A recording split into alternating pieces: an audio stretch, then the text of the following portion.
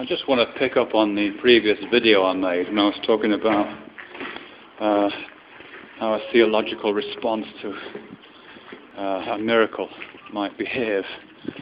If someone says to a theologian, as Dawkins did to this religious commentator on the radio, do you believe in virgin birth or the resurrection or whatever, does that person say yes or no?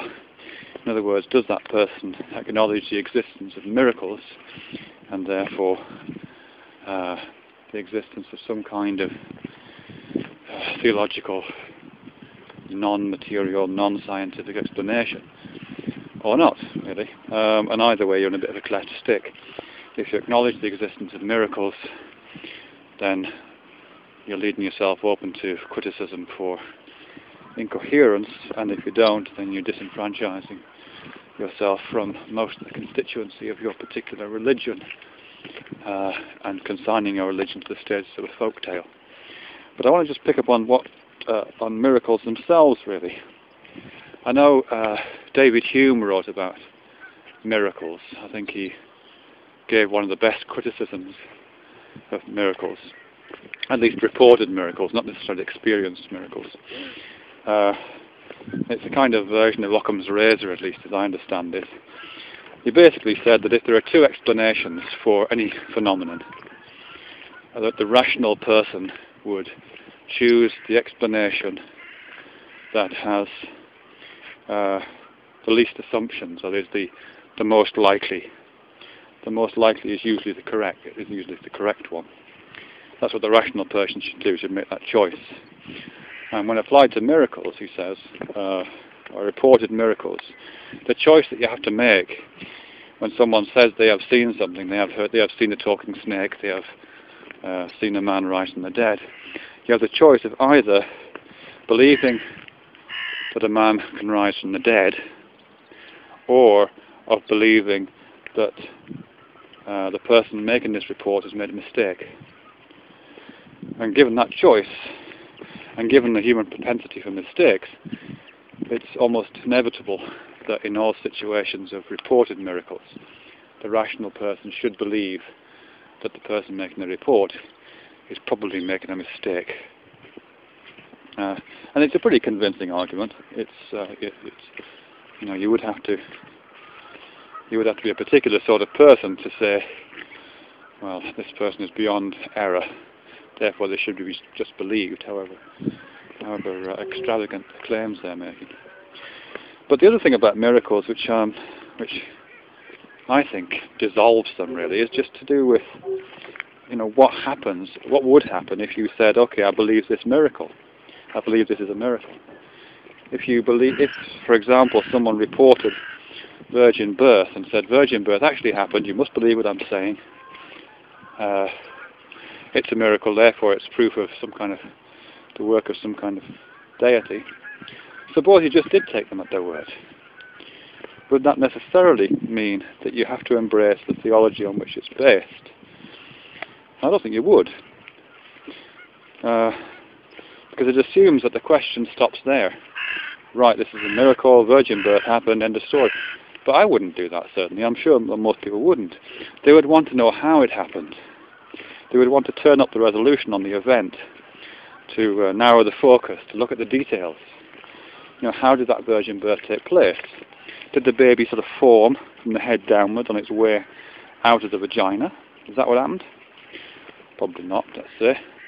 In which case it must have appeared at some point in the womb as an embryo or as a fetus. If it appeared as an embryo or as a fetus, magically, one moment it was there, next moment it was gone. One moment it wasn't there, next moment it was.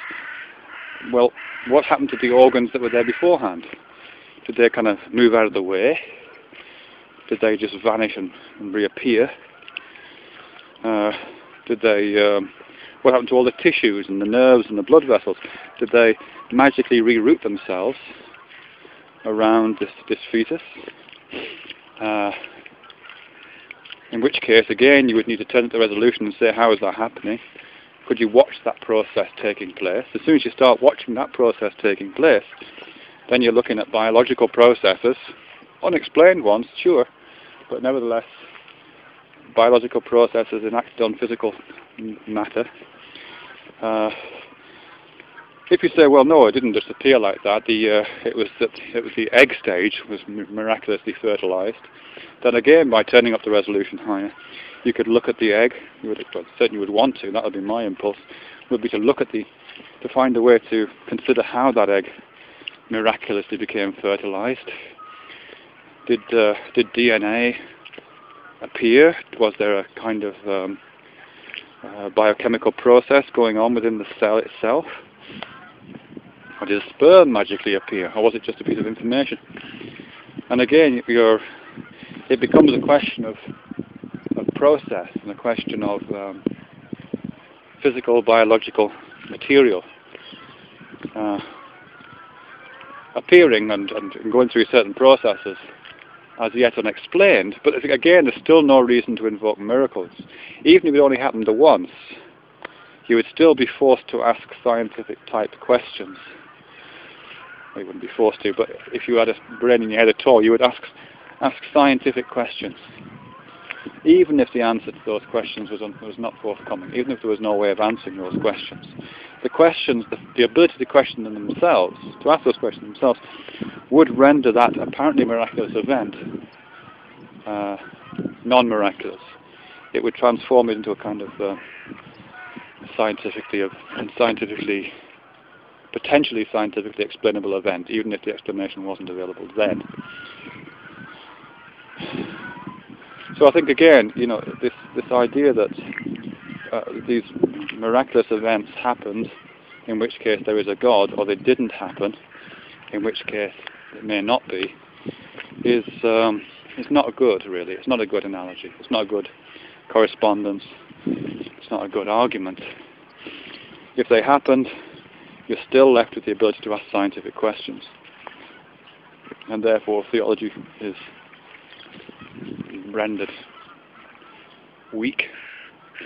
And if they did happen, and if it didn't happen, then then you're forced to ask questions about the status of folk tales,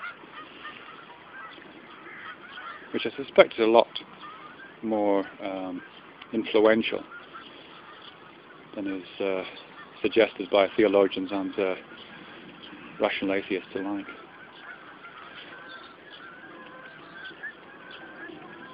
You just hear the sound of geese. The field that I'm walking towards here along this canal is a stopping off point for migrating geese. And sometimes you get hundreds and hundreds of geese stopping there and having a rest.